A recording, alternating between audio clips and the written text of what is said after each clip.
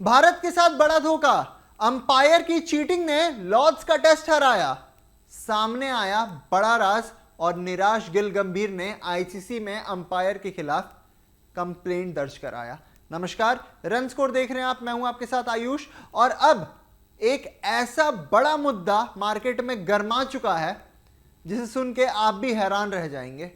हम लगातार बात कर रहे थे, आपको याद है कि इंग्लैंड टेस्ट में चीटिंग हो रही है, इंग्लैंड टेस्ट में अंपायर्स भी इंग्लैंड के फेवर में आ रहे हैं। हमारी जब अंपायर्स कॉल होती है तो उनका हाथ पहले ही खड़ा रहता है, उनकी अंपायर्स कॉल पे दरअसल वो अपनी आंख मूंदे हुए दिखाई देते हैं। और इसी बीच एक बहुत बड़ा मुद्दा सामने आ गया है।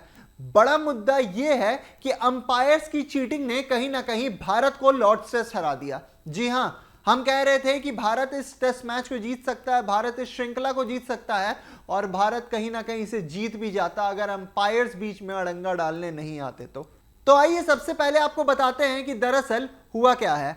देखिए, जब लॉर्ड्स में इंडिया और इंग्लैंड के बीच में मैच चल रहा था, उस वक्त एक क्षण ऐसा आया था जब इंग्लैंड की टीम लगातार विकेट खो रही थी। 271 रनों पे 7 विकेट थे, जहां पे बुमराह ने ऑलरेडी आते ही 2-3 विकेट जल्दी चटका दिए थे।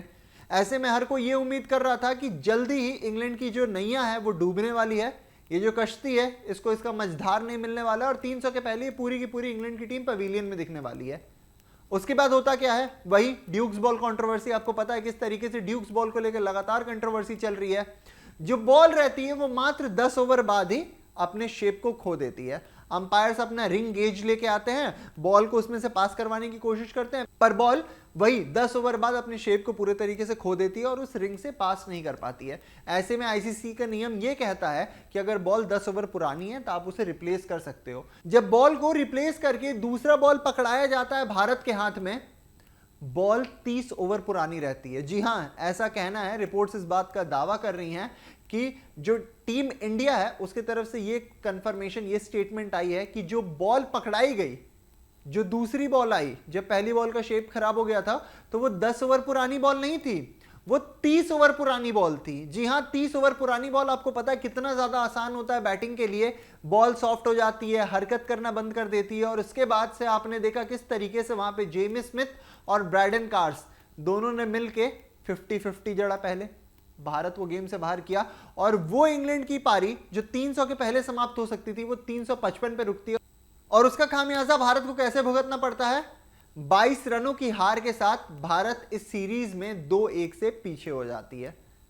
ऐसे में अब जो बातें चल रही है वो ये है कि आईसीसी में ऑलरेडी अंपायर के खिलाफ केस रजिस्टर कर दिया है, कंप्लेंट दर्ज कर दी गई है, और कहीं ना कहीं अंपायर की गलती की वजह से टीम इंडिया को इस सीरीज में भारी नुकसान झेलना पड़ा है।